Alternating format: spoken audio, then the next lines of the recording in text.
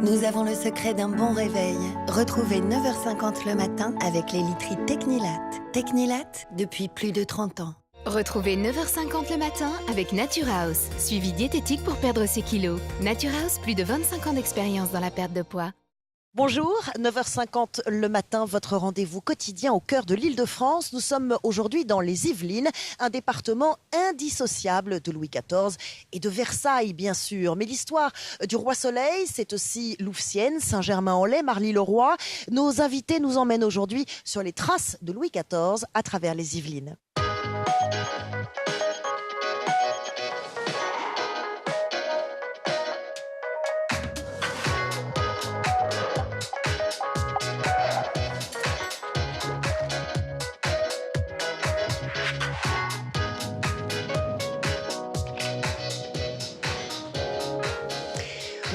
Bonjour à tous, bienvenue sur le plateau de 9h50 le matin, installé aujourd'hui dans les Yvelines. Si je vous dis Louis XIV, vous me répondez Versailles. Évidemment, c'est le symbole d'un règne flamboyant, voire mégalomaniaque, et de la monarchie absolue.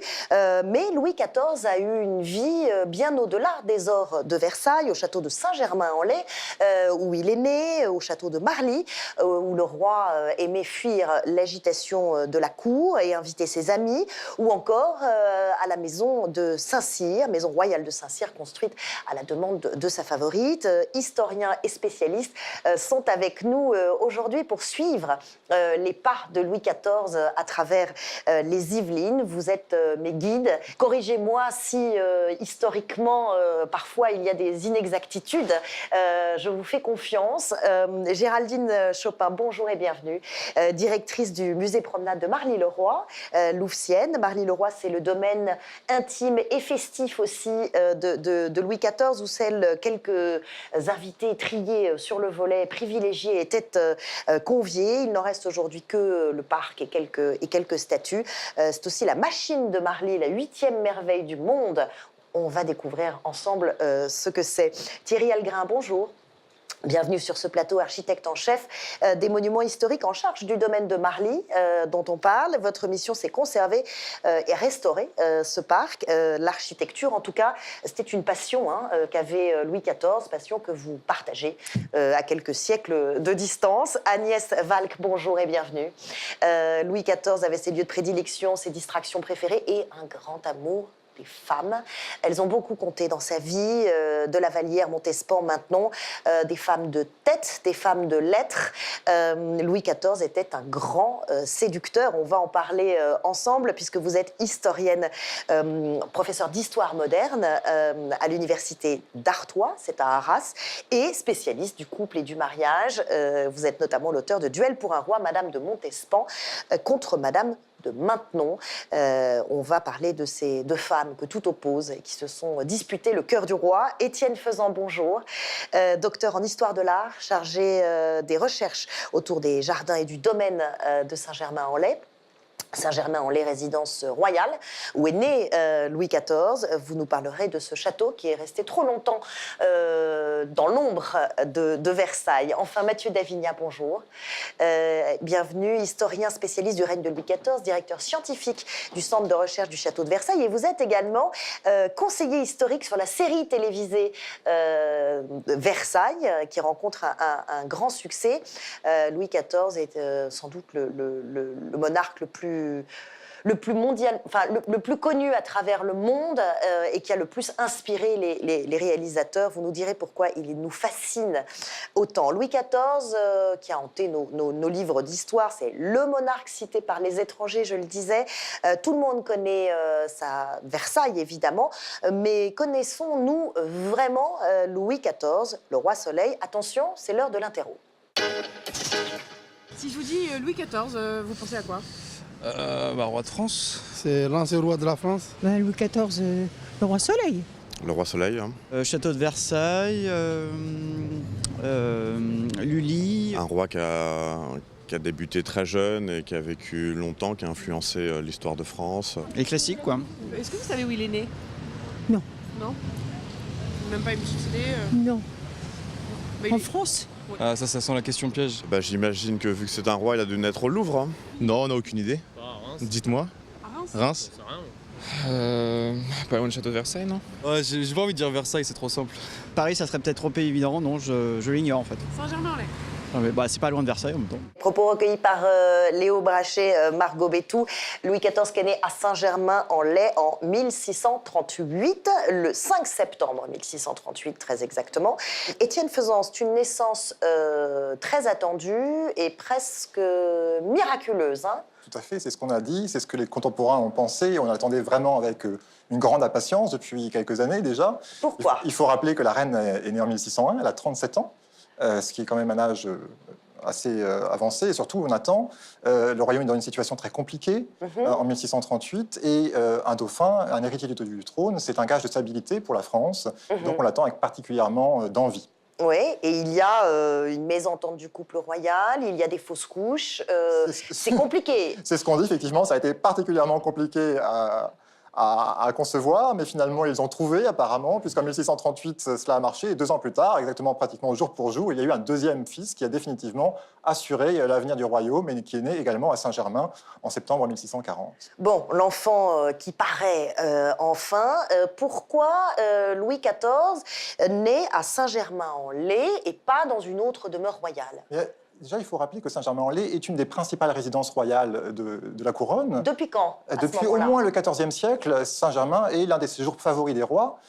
Louis XIII y a passé son enfance lui-même, et il en a fait l'une de ses principales résidences. On a même vraiment l'impression, en voyant sa vie, qu'il a été à Saint-Germain, particulièrement chez lui, en tout cas, là où il était avec sa cour. C'était sa résidence favorite d'État, je dirais. Et donc, tout naturellement, dans ces dernières années, il a vécu à Saint-Germain, et sa cour est installée en permanence pendant au moins 5 ans, les 5 dernières années de sa vie.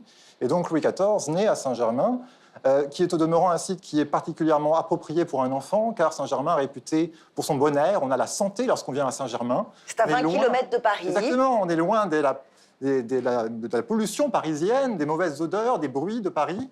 Et donc on assure depuis des siècles aux enfants royaux la bonne santé en les envoyant à Saint-Germain. Et c'est à Saint-Germain, on vient de le dire, dans ce château que l'on voit à l'image, hein, qui est imposant, que le monarque voit le jour. C'est là aussi, vous le disiez, qu'il y passe sa jeunesse. Et c'est là qu'il y fait l'apprentissage de son métier, de sa tâche, de son destin, celui de devenir roi. Un jour, visite guidée avec Florian Olivier et Lisa Dubos. C'est ici, à quelques dizaines de mètres du château de Saint-Germain-en-Laye, que Louis XIV naît le 5 septembre 1638. De ce deuxième château, dit Château Neuf, il ne reste plus que cette chapelle. Dans cette chapelle privée, Louis XIV a été ondoyé, c'est-à-dire qu'après sa naissance, dans la chambre de la reine qui se situe quelques mètres à l'ouest, il a été porté devant les ministres du culte, devant les prêtres, pour rentrer dans la protection du ciel. Durant les premières années de sa vie, Louis XIV séjourne ensuite régulièrement à Saint-Germain-en-Laye. On peut dire que la première partie du règne de Louis XIV se déroule entre le palais du Louvre et cette résidence, où le roi apprend à danser, apprend l'art de la guerre, apprend également l'art de la cour. Son éducation, il l'a faite à Saint-Germain. Il a une affection particulière pour ce site, et notamment pour le château qui se trouve derrière nous. En 1660, Louis XIV entreprend de grands travaux et missionne André Le Nôtre pour concevoir les jardins. Avec le roi et la présence de la cour, la ville se développe. Aujourd'hui encore, Saint-Germain-en-Laye porte l'empreinte du roi Soleil, notamment avec cette grande perspective, l'entrée de la ville, construite sous son règne. La visite se poursuit dans la cour du château. C'est un lieu très important, la cour. C'est le lieu de passage par excellence. C'est le lieu où le roi se rend aux offices, dans la chapelle palatine qu'il a héritée de Saint-Louis. C'est le lieu où le roi rencontre les courtisans. Donc nous voilà dans l'escalier d'honneur qui desservait les appartements du château de Saint-Germain-en-Laye. C'est un escalier dans l'esprit du XVIe siècle. On retrouverait des escaliers assez comparables dans les châteaux de la Loire, je pense à Chambord. Et voici la salle de bal, devenue salle des comédies. C'est là que Louis XIV a appris les ballets et a appris à danser. Depuis 1865, la salle de bal et les autres pièces du château accueillent les collections du musée d'archéologie nationale. D'importants travaux de restauration ont débuté il y a 3 ans dans cette ancienne résidence royale qui a vu grandir Louis XIV. Louis XIV a une affection toute particulière pour ce lieu. Pourquoi Qu'est-ce que représente Saint-Germain-en-Laye pour lui? Déjà, c'est le château de l'enfance, on vient de le dire. Il est né au Château-Neuf, il a grandi à Saint-Germain pendant ses 5 premières années. C'est également le château du père, c'est là qu'il a connu son père, c'est là qu'il a connu Louis XIII.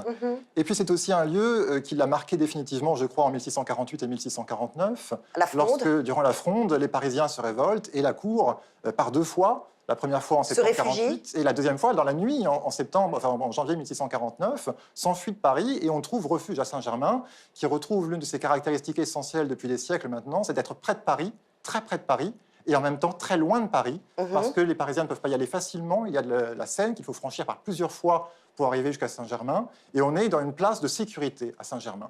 Et cela, c'est évidemment quelque chose dont on peut imaginer qu'il est resté très présent comme idée pour Louis XIV, d'avoir ce château à la fois qui permet de gouverner la France très facilement. Les ministres font l'aller-retour tous les jours, que s'ils le souhaitent, entre Paris et en même temps Saint-Germain, protégé. et en même temps qui est en dehors de Paris. On voit des images de ce bâtiment, Thierry Algrin, un bâtiment imposant. Vous me disiez qu'il avait une particularité, un signe de modernité. Oui, c'est la terrasse. La terrasse. Qui couvre l'ensemble du bâtiment. Et cette terrasse, elle est portée par des voûtes qui ont obligé justement à construire ces immenses contreforts que vous voyez là, qui scandent le rythme qui rythme la façade. Pour soutenir. Pour soutenir la voûte, parce que la voûte pousse au vide. C'est un peu comme c'est la même taille qu'une église. Vous voyez sur les églises voûtées, vous avez des contreforts, des arcs-boutants. Et bien là, on a un dispositif à peu près similaire qui, à mon avis, au point de vue architectural, doit être assez inspiré de la cour du Belvédère à Rome.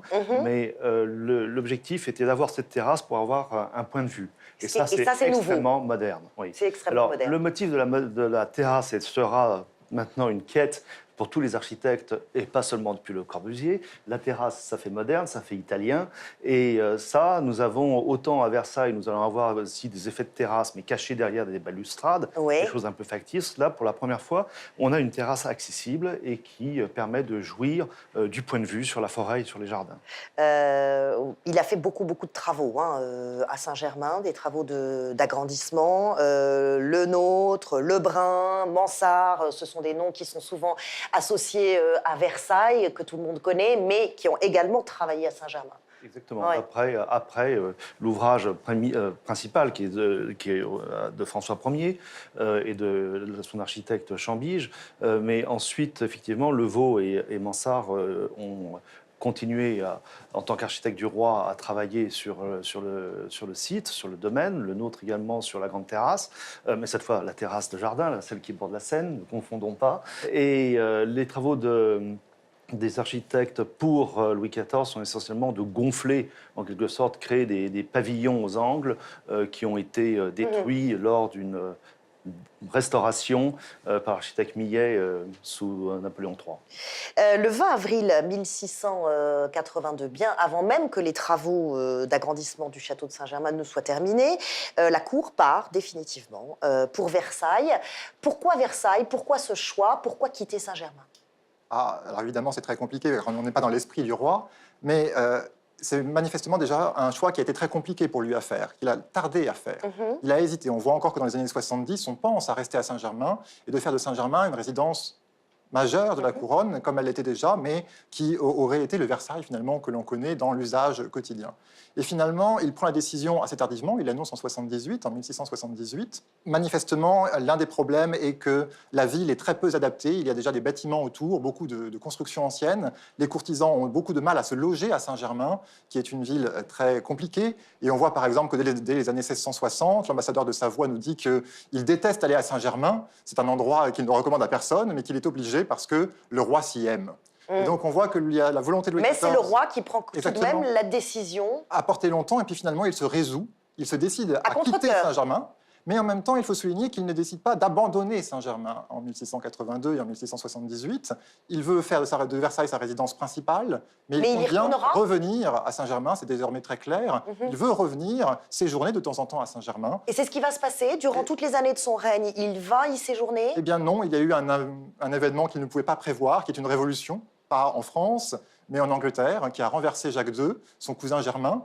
Jacques II débarque sur les côtes de France en janvier 1689, et Louis XIV fait ce qu'il n'aurait fait sans doute pour personne d'autre. Il y loge la cour d'Angleterre. Il l'installe à Saint-Germain, et il crée une cour royale bis en France, à qui il donne le même statut que la sienne. Et le plus beau cadeau qu'il pouvait lui faire, à son cousin qu'il voulait honorer, eh bien, c'est de lui donner sa maison de Saint-Germain. Pour terminer sur Saint-Germain-en-Laye, c'est un lieu qui, évidemment, se visite aujourd'hui avec énormément de... Enfin, tout est relié au Roi Soleil quand on y va. Bien sûr, on voit partout, on comprend où a vécu Louis XIV, Ouais. on voit les espaces dans lesquels a évolué Louis XIV, et ça change bien sûr beaucoup l'idée qu'on peut avoir du Roi Soleil quand on revoit aujourd'hui les appartements dans lesquels il a vécu pendant si longtemps, qui sont... votre plateau est beaucoup plus grand que l'antichambre de Louis XIV, il faut comprendre. On met 2 fois l'antichambre de Louis XIV dans cette pièce, donc vous voyez qu'on relativise vraiment... L'antichambre, c'est pas là où il... C'est là où... Alors c'est pas là où il dort. Non, c'est la pièce qui précède la chambre, donc c'est là où attendent les courtisans, mais c'est là aussi où il mange parfois. Et donc il faut imaginer Louis XIV se trouvant dans un espace absolument ridicule. Vraiment. Donc il y a une grande promiscuité. Tout à fait. Donc on comprend vraiment ce Louis XIV finalement en le voyant à Saint-Germain dans son quotidien plutôt que finalement dans les ordres de Versailles qui sont venus largement après. Alors à mi-chemin, entre Saint-Germain-en-Laye et Versailles, se trouve Marly. L'autre réalisation majeure de Louis XIV, il en fit sa résidence de Plaisance, dont il réservait l'accès à quelques-uns seulement, quelques courtisans triés sur le volet. Géraldine Chopin, directrice du musée Promenade de Marly-le-Roi-Louvciennes, cette histoire entre le souverain et Marly, comment commence-t-elle ? Alors ça débute au moment où Louis XIV choisit Versailles comme résidence principale, donc déplacement de la cour de Saint-Germain à Versailles. Et Versailles, qui lui servait auparavant de résidence de plaisance, eh bien, devient résidence officielle. Et le roi a ce désir de conserver l'usage d'une résidence de plaisance. Ça ne peut pas être Saint-Germain-en-Laye, ça ne peut pas être le Louvre, qui est inséré dans un tissu urbain. Et il va faire l'acquisition, un peu à mi-chemin entre Versailles et Saint-Germain-en-Laye, de terrains qui sont boisés, donc qui relèvent de Marly-le-Châtel et de Bailly. Marly, on le connaît avec ce fameux code Sire Marly. C'est le code utilisé pour les courtisans qui rêvaient de faire partie des happy few, comme on dit, invités à venir passer quelques jours avec Louis XIV. Pourquoi il y a cette sélection comme ça de la part de Louis XIV ? Louis XIV a conçu Marly comme étant un petit château. Peut-être qu'il avait le souhait que le château soit petit pour ne pas pouvoir recevoir toute la cour. Et donc, devoir soumettre les postulants à un voyage à Marly à une sélection. Et donc, il fallait demander au roi d'être invité à Marly. Et donc, il y a cette formule consacrée qui est un code qui s'est instauré un peu tout seul, qui était de prononcer Sire Marly. Et lorsque l'on était invité à plusieurs voyages de suite, c'était plutôt... C'était bon signe. C'était plutôt bon signe. J'ai fait Versailles pour ma cour, le Trianon pour ma famille et Marly pour mes amis. À quoi ressemble le quotidien à Marly ? C'est un lieu d'intimité, c'est un lieu de fête aussi ? Marly, c'est vraiment une résidence de campagne. Une résidence de plaisance, de villégiature. Donc on vient s'y reposer et puis on vient s'y amuser aussi. Exactement. Donc le roi, quand il reçoit ses hôtes, eh bien, il trouve tout à leur disposition et il a la volonté de faire de leur séjour un séjour agréable. Et donc les courtisans vont être invités à différents divertissements qui peuvent être à l'extérieur, dans les jardins ou bien dans le château. Alors dans les jardins, la promenade est un divertissement premier. Contempler les jardins dont Louis XIV a toujours suivi de près l'aménagement. Il y a également la chasse, puisque Marly est entourée d'une forêt giboyeuse.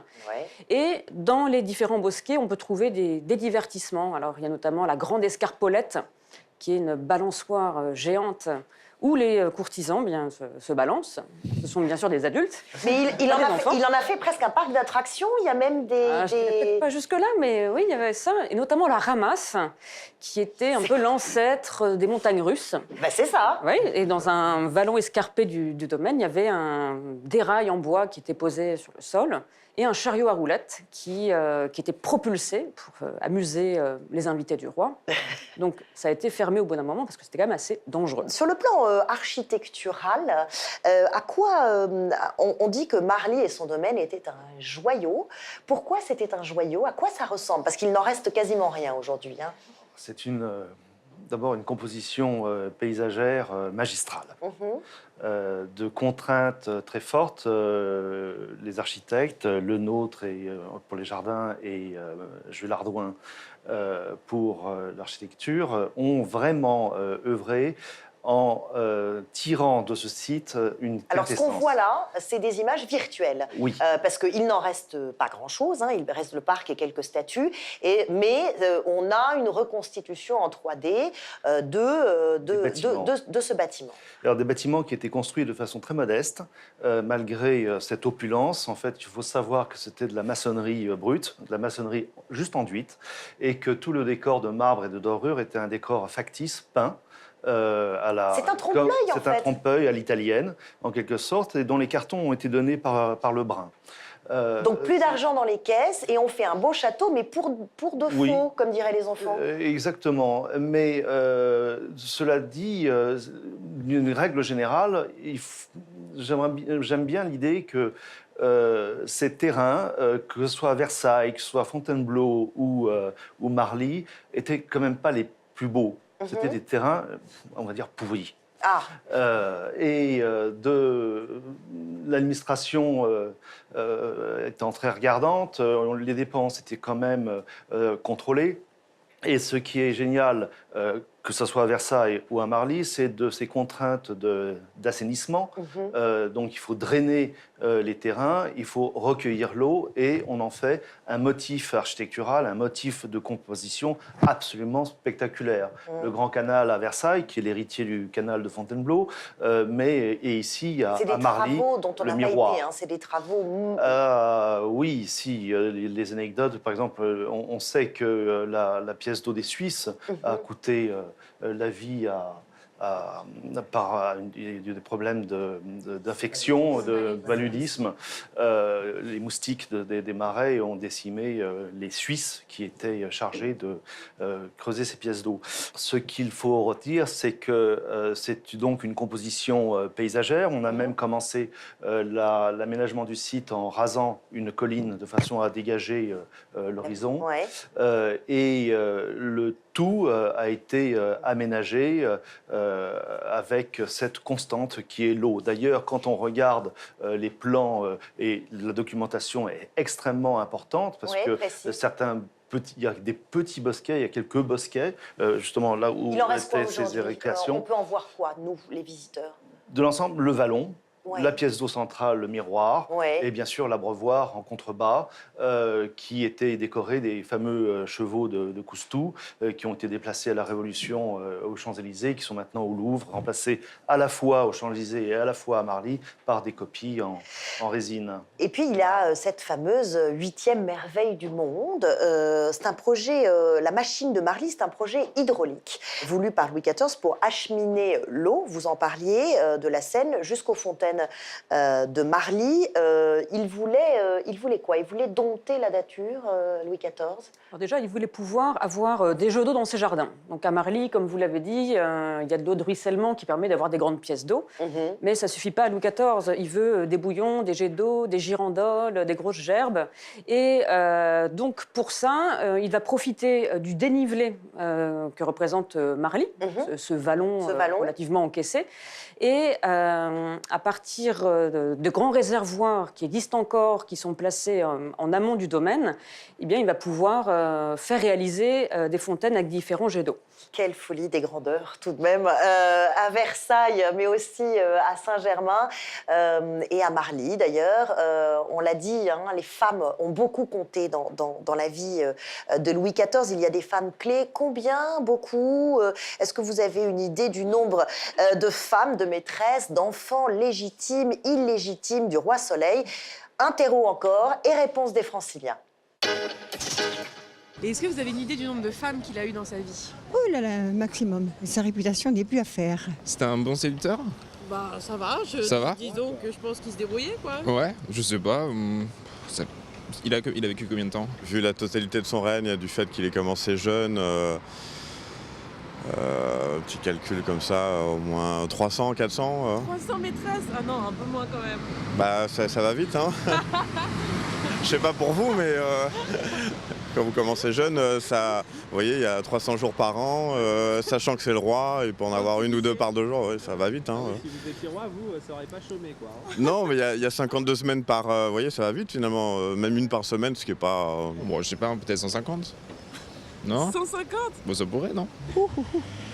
Je vais dire des bêtises, alors je ne dis rien. Maîtresse incluse, oula, il faut être un secrétaire particulier pour connaître ça, je dirais. Une vingtaine. Ouais, environ, bon, il a eu son trône à 5 piges, enfin 5 ans plutôt, ensuite il a tourné, il y avait une personne à côté de lui, je pense qu'il est fou, une petite dizaine, ça devait être à la mode. Exactement. Ouais. Non, c'est pas ça? Exactement, si, une dizaine, ok. il n'en a que 10. Ah oui, hein. Non, j'y crois pas, c'est pas possible là. Non, ouais, j'y crois pas. 10. Waouh. Ah non, c'est pas un séducteur alors. Et combien d'enfants, à votre avis, légitime, illégitime? Ok, donc tu les comptes tous là? Allez, 2. Avec 10 femmes, même si elles n'ont pas toutes procréé. Oh là là là là là là. 15. Bon, allez, 25. Bah, d'après ce que vous me dites, on va dire une trentaine. Je dirais entre 6, 7. Allez, je vais dire 7. C'est plus. 10. 12. Plus encore. Oh là là. C'était un semeur de troubles. Ouais, une petite vingtaine. Mais non, pas 20, c'est beaucoup. Bingo, c'est ça? Ok, une petite vingtaine, d'accord. Bon, bah c'est cool alors. Une vingtaine. T'as bon pied, bon oeil, quoi. Ouais, j'avais peur de dire trop en fait, parce que ça fait beaucoup 20 quand même. Ouais, moyens de contraception à l'époque, etc., ça devait pas être au top, donc ok, ça marche. 2 par maîtresse, ouais, c'est plutôt pas mal. Alors, sur les femmes, il y en a un qui est à peu près bon. Celui qui dit il y en a une vingtaine. Il y en a 15 à peu près. Combien... alors, commençons par les femmes. Combien de femmes? Allez, alors, il a son épouse. Alors oui, et on peut inclure sa mère, on peut inclure... Non. Ah si, les femmes qui ont compté pour lui. Mais bien sûr. Voilà, je veux dire, la première personne, c'est sa mère. Alors ensuite... La régente, qui est d'abord régente, voilà. et ensuite... Alors, il y a son épouse, voilà, mais son épouse, on va la mettre de côté. Bon, c'est son épouse. Pourquoi on la met de côté d'ailleurs? Il ne s'entend pas avec elle, c'est un mariage malheureux? C'est pas du tout un mariage malheureux, il s'entend très bien avec elle, mais ce n'est pas le choix de son cœur. Et en plus, elle a un caractère qui la rend peut-être un petit peu effacée par rapport à d'autres femmes qu'il rencontre à la cour et qui, elles, ont un caractère plus trempé, ou en tout cas qui sont plus, qui conviennent plus à ce qu'il veut montrer de lui. Et en fait, il choisit ses maîtresses pour montrer une image de lui. Alors, c'est pas un grand séducteur. Hein. Moi, je ne pense pas. Je pense qu'il est plutôt timide, il est un petit peu effacé. Alors, c'est normal que des femmes se précipitent dans ses bras parce que c'est le roi. Oui, bien sûr. Voilà. Mais par exemple, c'est pas difficile pour lui. Non, c'est pas ce que veut le roi. Voilà, exactement. Mais sa liaison, par exemple, avec Madame de Montespan, qui est quand même la grande maîtresse que tout le monde connaît, a mis du mal à démarrer. Hein. Il n'avait pas très envie, elle n'avait pas envie du tout. Et finalement, c'est un petit peu les circonstances qui ont fait qu'ils sont tombés dans les bras l'un de l'autre. Alors, pour revenir à la lesquels, question... c'est-à-dire c'est-à-dire tout le monde voulait qu'ils soient ensemble. Et pourquoi? Mais parce que c'était la plus belle femme de la cour. En plus, elle était d'une famille qui était la grande famille des courtisans. Son frère était un ami intime du roi. Sa sœur avait été la maîtresse du roi. Bref, tout faisait qu'il devait se retrouver. Il n'avait pas très envie. D'abord, elle lui correspondait pas trop sur le plan physique, mais enfin bon, il n'avait pas tellement envie. Il aime les femmes qui ont du caractère, il aime les femmes intelligentes. Très intelligentes, qui ont du caractère, plutôt quand même des intellectuels. C'est-à-dire qu'il a besoin de cette relation, de partager quelque chose. Il a besoin de femmes qui l'amusent. Par exemple, Madame de Montespan le faisait tordre de rire. Elle avait des réparties qui étaient très drôles, alors dont on ne sait pas exactement ce qu'elles étaient, mais par exemple, elle imitait des gens de la cour. Alors ça, le roi aimait énormément. Le soir, la faisait venir, alors qu'ils n'étaient pas encore amants, la faisait venir chez lui ou aller chez encore mademoiselle de la Vallière. Il s'arrangeait pour que madame de Montespan soit là. Il lui demandait ce qui s'était passé dans la cour. Alors, elle racontait un peu tous les cancans, tout ce qui s'était passé, les gens qui étaient tombés par terre, les gens... Enfin, voilà. Et donc, bon, ça l'amusait beaucoup. Vous dites, la cour voulait qu'ils soient ensemble, la cour assistait à ceci, à cela. Ça ne pose aucun problème que... ça pose beaucoup de problèmes. Louis XIV est comme ça, une maîtresse... Beaucoup. Ça pose beaucoup de problèmes parce que dans la cour, il y a aussi les gens d'église et ça, ils ne supportent pas qu'il y ait des adultères. Donc, Mais là, c'est un adultère officiel. Oui, c'est très officiel. Enfin, c'est très officiel. Alors, on tense beaucoup le roi. Ils s'affichaient ensemble quotidiennement Ils s'affichaient... Alors, au début, ils ne s'affichaient pas ensemble. D'accord. Et puis, progressivement, ils s'affichent ensemble. Et c'est la même chose avec mademoiselle de la Vallière. Hein. Ouais. Avec madame de Montespan, c'est les deux grandes. Et puis, un peu avec madame de Maintenon, mais c'est un petit peu différent. Et donc, au départ, ils ne s'affichent pas ensemble. Et puis, progressivement, comme disait très justement un monsieur dans le reportage, il n'y a pas de moyen de contraception à l'époque. Donc, les maîtresses tombent enceintes très régulièrement. Et à partir de là, ça se voit un peu. Hein. Donc, la reine disait, mademoiselle de la Vallière, cette poutre me fera mourir. Donc, il fallait plus ou moins cacher, sans cacher. Enfin, bon. Donc, tout ça est assez Alors, les compliqué. enfants, il y a les enfants légitimes, il en a combien? Oui. Alors, de légitimes, il en a 6. Il n'y en a qu'un seul qui survit, qui devient le grand dauphin et avec la lignée qu'on connaît. Oui. Alors, des illégitimes, alors, on va dire une quinzaine, une vingtaine, peut-être un petit peu plus. Il les reconnaît? Alors, il légitime les enfants de mademoiselle de la Vallière et de madame de Montespan. Tout de même. Et donc, voilà. Pareil, la cour sait. Alors, la cour sait, à partir du moment où il est légitime, la cour sait. Alors, la différence, c'est par exemple, mademoiselle de la Vallière n'était pas mariée. Et donc, par exemple, quand ses enfants meurent, elle peut prendre le deuil de ses enfants, alors que madame de Montespan, qui était mariée par ailleurs, ne pouvait pas être déclarée la mère des enfants légitimés. Il ne fallait surtout pas le faire, puisque comme elle était mariée par ailleurs, les enfants étaient réputés être les enfants de son mari. Et son mari, en plus, mais ça tout le monde le sait, était quelqu'un qui a peu apprécié d'être cocu ou cocufié. Et donc, il y a eu toutes des histoires qui ont été plutôt amusantes. Et donc, il fallait surtout faire croire qu'elle n'était pas leur mère. Et donc, quand ses enfants sont morts, elle n'a pas pu, par exemple, prendre leur deuil. C'est pas elle qui a reçu les condoléances, etc. Donc, ça pose des problèmes. Et le roi se fait tenser régulièrement par les ecclésiastiques. Bossuet, par exemple, qui est le grand prédicateur à la cour de Louis XIV, va dire au roi, vraiment, mais il faut que vous arrêtiez, il faut que vous vous sépariez de votre maîtresse. Oui, Mathieu Davigna, on voit bien que l'intime, là, devient politique, et que c'est plus ou moins toléré. Pourquoi? Parce que c'est le roi et que... En fait, comme l'expliquait Agnès Balk, il y a deux cas de figure. Effectivement, l'Église est vraiment contre ces liaisons, mais avec le cas de Madame de Montespan, c'est d'autant plus gênant que c'est un double adultère. Alors après, on tolère plus ou moins, parce qu'il a été marié par raison politique. Alors, je ne sais pas si c'est une vraie tolérance, mais en tout cas, il continue à avoir ses maîtresses. Voilà, et puis dans l'imaginaire royal, surtout les Bourbons, hein, il y a besoin d'avoir des maîtresses parce que ça rattache à Henri IV. Hein, et vraiment, ils veulent montrer le pouvoir passe par les bâtiments, passe par la gloire et par la gloire sexuelle, on peut le dire. Mais il avait un appétit particulier? Non, non, moi je crois. Enfin, si, il était sexuellement vigoureux. Et ça jusqu'à la fin de ses jours. Mais il a été relativement monogame quand même. Parce il a des longues liaisons. Il a de très longues liaisons. Et ce sont des liaisons qui sont sexuelles, sentimentales, affectives.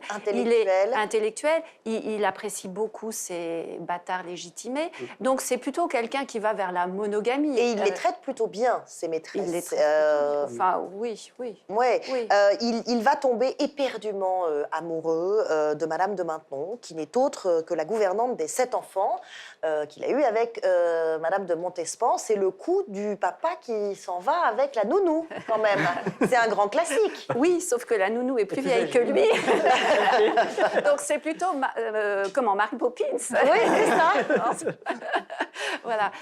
Oui, non, il faut un peu expliquer. Madame de Montespan, donc ça a duré quand même plus de 10 ans, et Madame de Maintenon avait même un peu plus vieille que Madame de Montespan. Elle est, oui, la nounou des premiers enfants. Elle est à égalité intellectuelle. Hein. C'est une précieuse, c'est une femme qui a été l'épouse de Scarron, qui était un poète un peu libertin de la fin du règne de Louis XIII. Et c'est ça qui l'a séduit. C'est son grand amour. Il va l'épouser, ils vont avoir une relation très longue, hein, plus de 30 années, et il va l'épouser secrètement. Oui, c'est ce que... Voilà, cérémonie privée. Donc, bien que sa femme reste, qu'Anne d'Autriche, non, elle meurt. Que Marie-Thérèse d'Autriche est morte en 82. Alors en fait, leur liaison, on ne sait pas trop. Leur liaison commence à un moment où Madame de Montespan est moins en cours, et il arrive opportunément le décès de la reine. Et ça va mettre en paix tout le monde, puisque moralement, il n'y aura plus de difficultés. Et c'est son grand amour? Oui, je pense. Oui. Il y a toutes. Non. Oui, si, quand même. C'est quand même son grand amour. Il a besoin de quelqu'un qui le rassure. Elle sait très, très bien y faire. Il a besoin aussi d'une garde malade. Et elle sait très bien faire ça aussi. Elle l'a fait pour son premier mari. Donc, voilà, tous les ingrédients sont réunis et ils s'entendent quand même plutôt bien.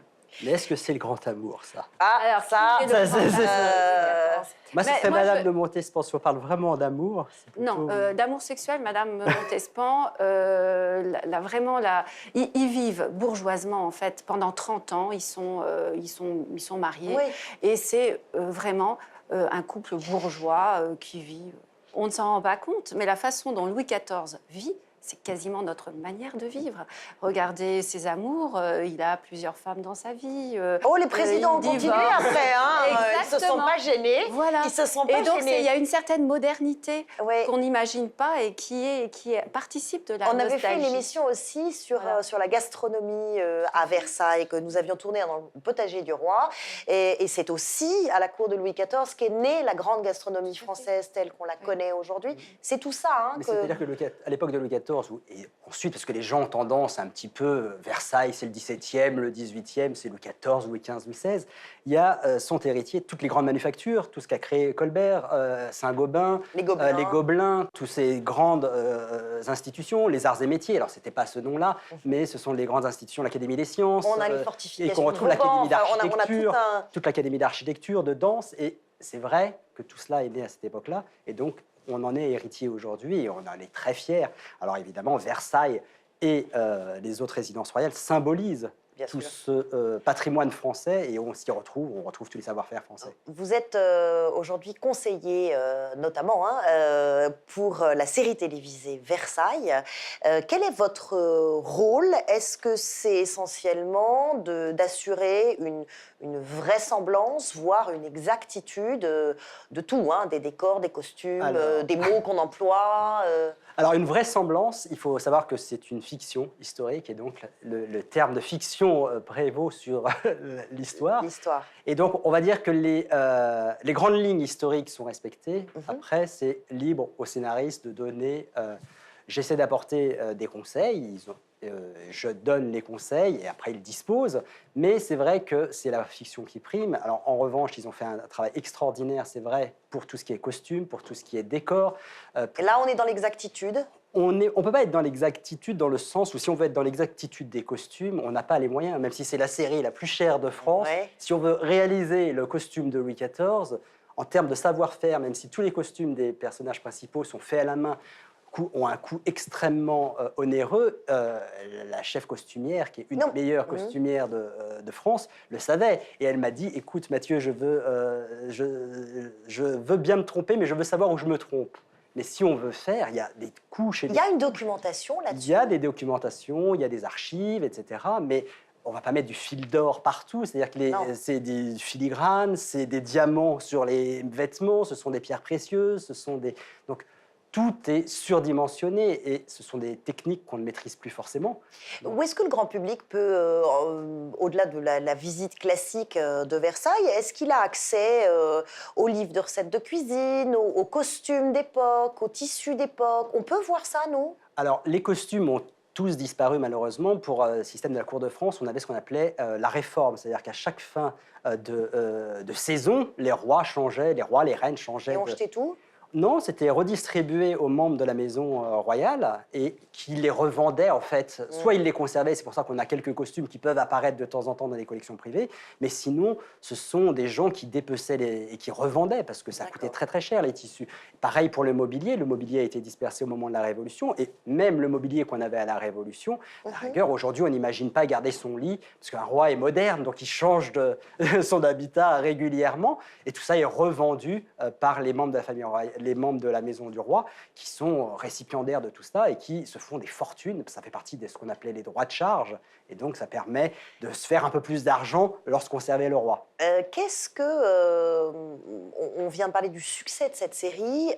En quoi Versailles est moderne? Pourquoi ça vous l'avez dit, hein, c'est le patrimoine, mais pas seulement. Il y a une modernité. Pourquoi ça résonne autant en nous? La modernité de Versailles, je pense qu'elle était d'époque. On parlait tout à l'heure de Saint-Germain. Louis XIV adorait Saint-Germain. On l'a dit, il l'appelait sa maison. Ma maison. Mais lorsqu'il a eu l'idée de venir s'installer à Versailles, alors parfois certains disent que c'est un contre-cœur parce que les travaux ne lui satisfaisaient pas à Saint-Germain.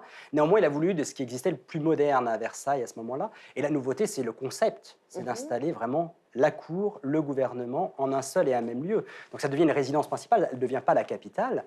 Et ça a conservé cette idée de modernité, non seulement par les savoir-faire, par une sorte de showroom français. Louis XIV, il veut montrer ce qui se fait mieux à Versailles. Donc il veut épater. Alors on parle de l'architecture, mais il faut surtout parler des jardins, il faut surtout parler des fontaines. C'est-à-dire que n'importe qui est capable d'avoir une très belle collection de peintres, des grands peintres italiens, mais de faire jaillir de l'eau à un endroit où il n'y en a pas, avec des jets d'eau qui jaillissent à 20 mètres, etc., ça, il en est très fier. Ce sont des exploits techniques et qui sont d'ailleurs jalousés par toutes les grandes cours européennes, elles vont s'en inspirer. Louis XIV, c'est ça, c'est le côté technique et c'est le côté j'impressionne, je vous fais une galerie avec 347 miroirs parce que ça coûte très cher et que c'est très dur de couler des miroirs. Alors on savait les couler, mais en mettre autant, c'est exubérant. Toujours plus cher, toujours plus grand, toujours plus spectaculaire. Une architecture, vous le disiez, hein, qui fascine, au point que certains, alors là encore, on peut parler de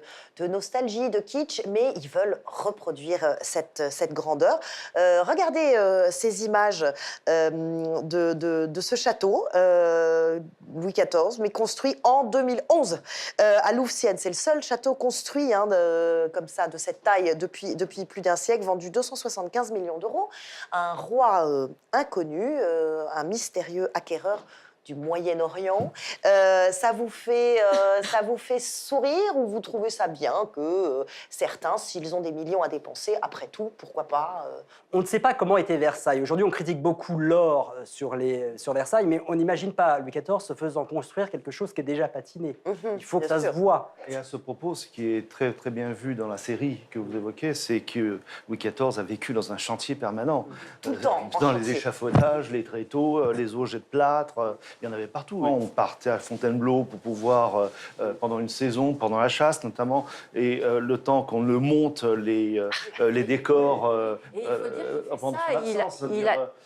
Il a déjà un âge un peu avancé quand même. Il fait ça, et c'est quand même dans la seconde partie de sa vie. Donc il a une santé de fer quand même pour déménager tout le temps, pour vivre dans les gravats. C'est-à-dire qu'on peut vivre dans une pièce, on fait des travaux à côté. C'est-à-dire qu'on mure. Il y a de la place quand même à Versailles. On mure la pièce et on ouvre quand la pièce. Non, il n'y a pas tant de place que ça d'habitation. Il n'y a pas tant de place que ça à Versailles. C'est-à-dire souvent, en déposant des lambris, on retrouve sur le mur peint soit des indications de chantier, mais aussi des décors provisoires, c'est-à-dire des trompe-l'œil qui sont installés une année, le temps que le lambris soit fabriqué dans l'atelier de l'ébéniste et il soit placé l'année suivante. On pourrait continuer à parler pendant des heures, et d'ailleurs, on vous réinvitera pour refaire une émission sur Versailles, proprement dit, parce qu'il y a tant à dire.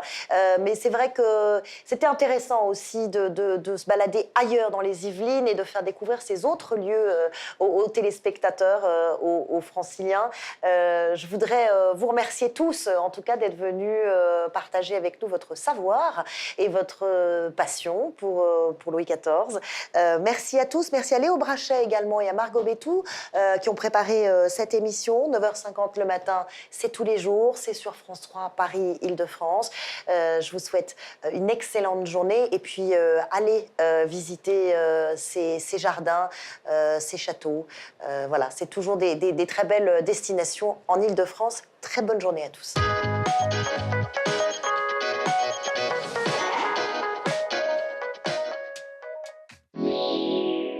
Nous avons le secret d'un bon réveil. C'était 9h50 le matin avec les literies Technilat. Technilat depuis plus de 30 ans.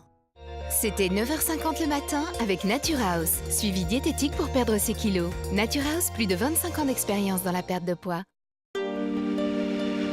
Vous êtes bien sur France 3.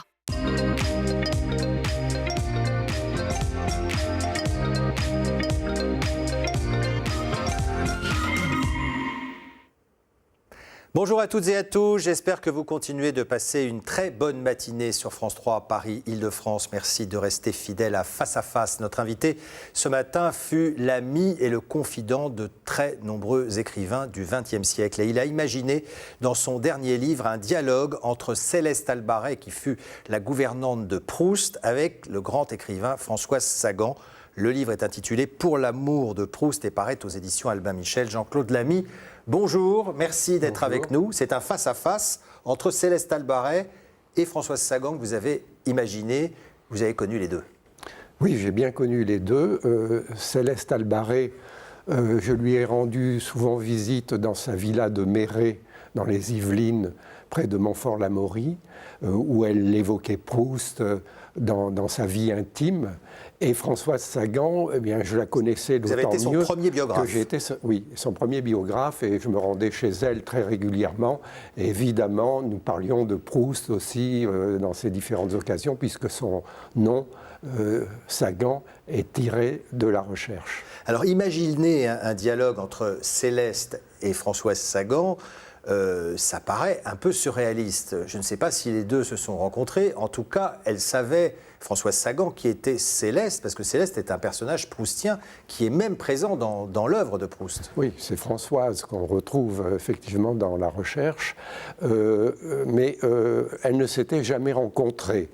Elles auraient pu se rencontrer, elles avaient 44 ans de différence, c'était très possible, ce face-à-face était possible. Mais elles ne sont pas rencontrées, donc j'ai imaginé une rencontre.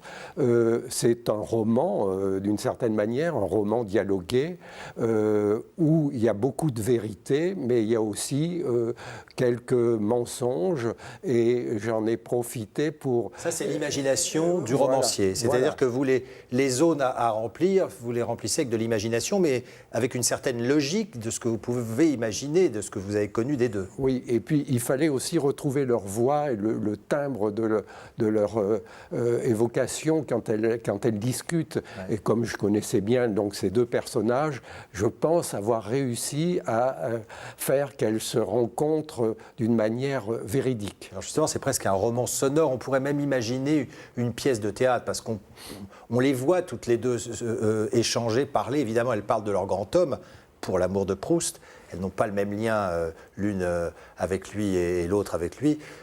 C'est pas la même chose. C'est-à-dire que c'est presque la mère et la femme de Proust, Céleste Albaret. Elle le dit d'ailleurs à un moment. Oui. Elle considère Proust comme son enfant. Et elle a avec lui des relations maternelles. Mais effectivement... Et Françoise Sagan, c'est une admiration littéraire qu'elle a eue très jeune. C'est une grande admiration littéraire, puisqu'à l'âge de 14 ans, elle avait découvert les premiers volumes de Proust dans le grenier de sa grand-mère, à Cajarc. Et là, elle était tombée vraiment amoureuse de cet écrivain. Alors, ce qui est formidable, c'est qu'elle nous parle vraiment du quotidien de Marcel Proust. Pour ceux qui nous regardent, c'est vrai que parfois Proust fait peur. La recherche, c'est quand même quelque chose de volumineux. Beaucoup ont du mal, en tout cas, sont un peu intimidés pour s'y aventurer. Et là, on rencontre un Proust quotidien qui est obsédé par des questions du quotidien, comme l'argent notamment, le fait de déménager. Il déménage un peu souvent sur les dernières années de sa vie. Céleste est entrée au service de Proust en 1913, à 22 ans. Elle est restée auprès de lui jusqu'à sa mort en 1922. Et la vie quotidienne, qui était une vie nocturne essentiellement, puisque Proust était enfermé dans sa chambre de liège, tapissée de liège, parce qu'il ne supportait pas le bruit, il avait de l'asthme, il était marié... Boulevard Haussmann à Paris. Boulevard Haussmann à Paris, puis ensuite rue Hamelin. Il vivait dans son œuvre. Et Céleste a participé à l'œuvre de Marcel Proust d'une certaine manière. Alors Jean-Claude Lamy, si vous le voulez bien, grâce à Anne Beaugrand, on a retrouvé 2 archives. L'une avec Céleste Albaret, qui est disparue en 1984, que vous avez rencontrée, vous nous l'avez dit, et une autre de Françoise Sagan, qui nous dit pourquoi elle s'appelle Sagan. On regarde. Un jour, il m'a dit avec une espèce de rayonnement magnifique, « J'ai une grande nouvelle à vous apprendre, mais une grande nouvelle. » Quel don, mon Dieu, vous avez vu personne? Il me dit, « Oh Céleste, si vous saviez comme je suis content. Si vous saviez que c'est quelque chose d'extraordinaire que je vais vous dire. » Et quoi tout? Eh bien, enfin, j'ai mis le mot « fin » dans mon livre. Mon père m'avait dit, sous aucun prétexte, ne garde mon nom. D'un air noble, ne garde mon nom pour tes âneries. Mes âneries étant ce malheureux livre. Oui. Pour tes âneries, parce que je ne tiens pas à avoir une bande de clowns qui téléphonent à la maison du matin au soir. Je suis encore dans le bottin, figure-toi. Alors, j'ai cherché, puis Julien m'a téléphoné un matin en me disant, écoutez, on l'imprime, trouve un nom. Et alors, j'ai fait un livre, c'est un livre de Proust, j'ai vu la princesse de Sagan passer au galop de sa calèche, je ne sais quoi. Et j'ai dit Sagan au téléphone. Et c'est Jean-Claude Lamy qui est l'invité de ce numéro de Face à Face pour ce dialogue qu'il a imaginé entre Céleste Albaret, la gouvernante de Marcel Proust, et le grand écrivain Françoise Sagan. Pour l'amour de Proust, c'est aux éditions Albin Michel. C'est étonnant de voir ces 2 personnalités qui, parce que ça tranche aussi, on le sent dans ce dialogue. Elles n'ont pas du tout les mêmes préoccupations ni la même vision du monde. Effectivement, puisque la vision de Céleste, qui était une paysanne, elle venait d'Auxillac en Lozère. Françoise était née à Cajarc dans le Lot, à vol d'oiseau, il y a 100 km, elles sont voisines.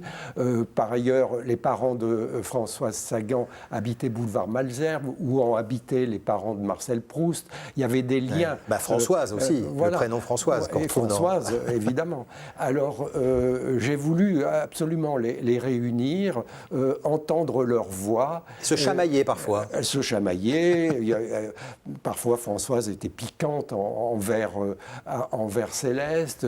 Mais Céleste était une femme très intelligente. Et elle ne serait pas restée au service de Proust si elle était un âne batté, comme certains ont pu le penser. Pas du tout. C'était quelqu'un qui avait beaucoup de charme et qui avait une vision personnelle de la vie. Et c'est ce qu'elle m'a raconté quand j'allais lui rendre visite dans sa villa de Méret. En tout cas, c'est une façon très originale et très vivante de parler de la littérature, de faire incarner justement ces personnages dans un roman. Vous m'avez confié juste avant le début de cette émission que vous avez envoyé ce livre à Jean d'Ormesson et qu'il vous a répondu, que vous avez reçu sa réponse le lendemain ou le surlendemain de son décès. Oui, parce que je savais que Jean d'Ormesson était proustien et je lui ai envoyé mon livre. Il m'a répondu d'une manière manuscrite et cette lettre, je l'ai reçue le lendemain de sa mort. Elle avait été postée le 5 décembre, le jour de son décès. Merci beaucoup Jean-Claude Lamy d'avoir été l'invité de ce numéro de Face à Face. Très belle journée à vous. Merci de votre fidélité.